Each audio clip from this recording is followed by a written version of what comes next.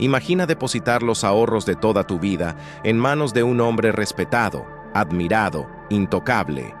Imagina verlos crecer mes tras mes, año tras año, con una precisión matemática que parece demasiado perfecta. Ahora imagina descubrir que todo, absolutamente todo, era una mentira. 65.000 millones de dólares.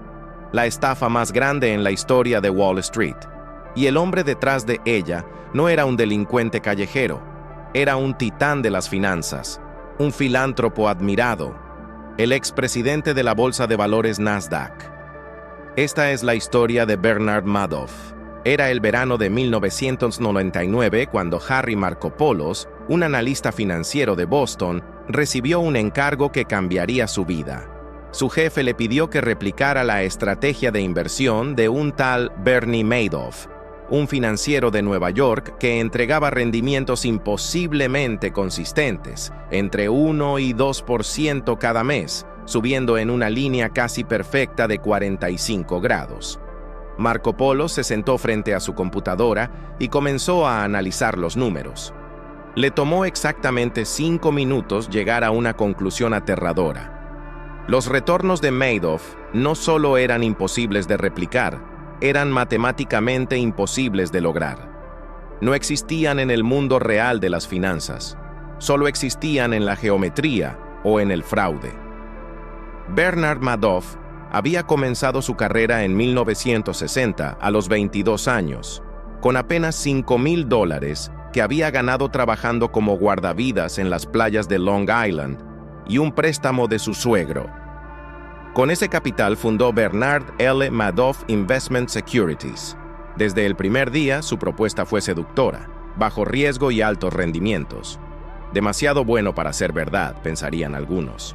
Pero Madoff tenía algo que pocos poseían: credibilidad absoluta.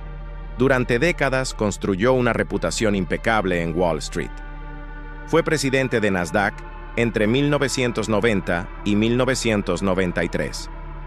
Era un filántropo conocido, un miembro prominente de la comunidad judía estadounidense, un hombre que movía cientos de millones con un apretón de manos.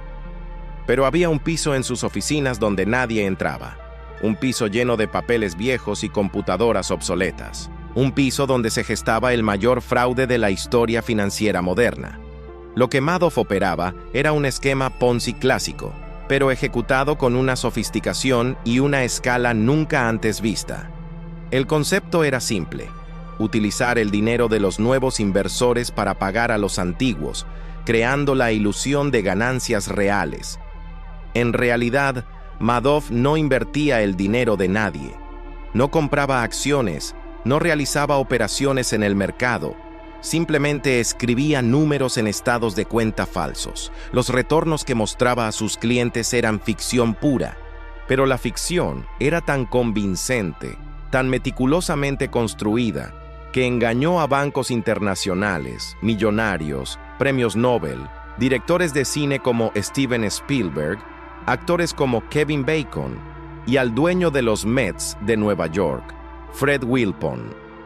También engañó a miles de personas comunes: maestros de escuela, jubilados, agricultores, mecánicos, gente que había confiado sus ahorros de toda una vida a un hombre que proyectaba seguridad y éxito.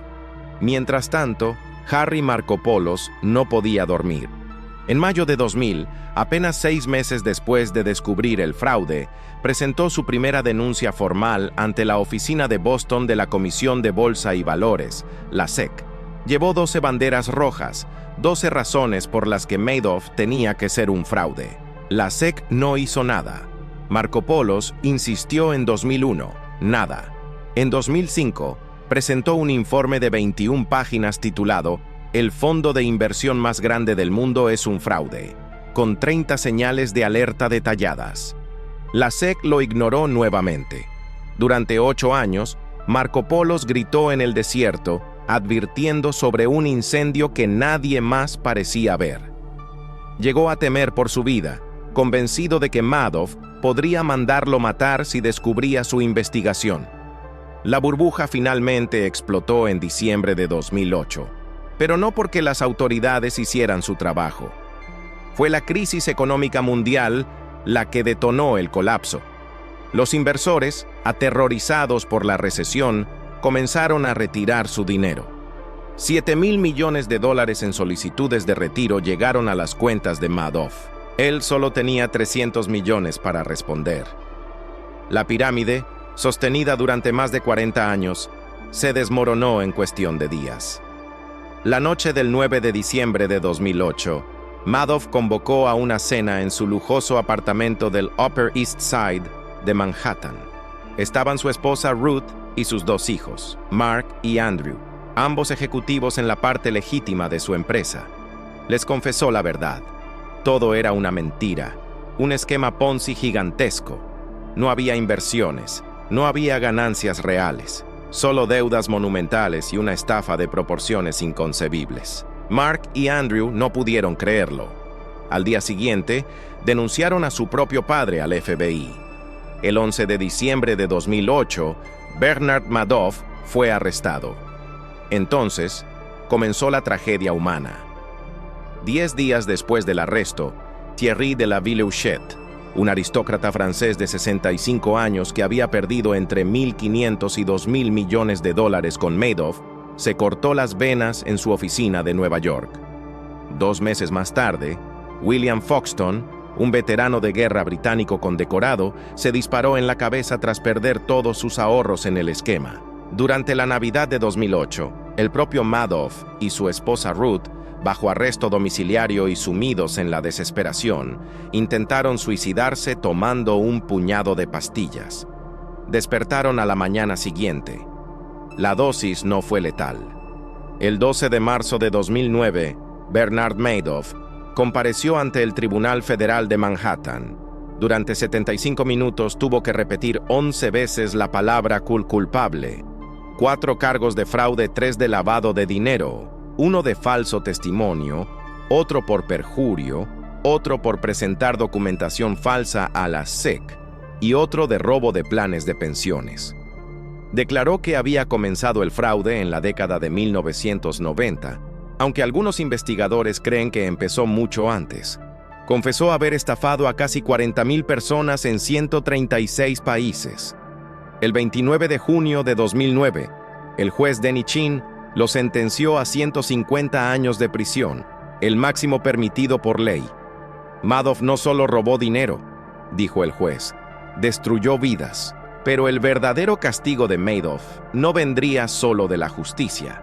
El 11 de diciembre de 2010, exactamente 2 años después de su arresto, su hijo Mark Madoff fue encontrado muerto en su apartamento de Nueva York, colgado con una correa de perro. Tenía 46 años.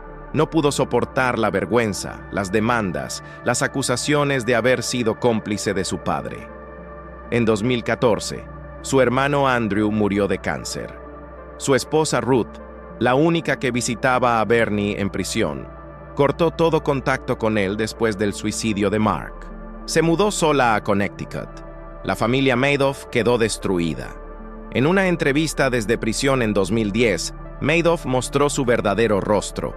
Declaró a la revista New York que no se arrepentía de los daños causados a sus víctimas.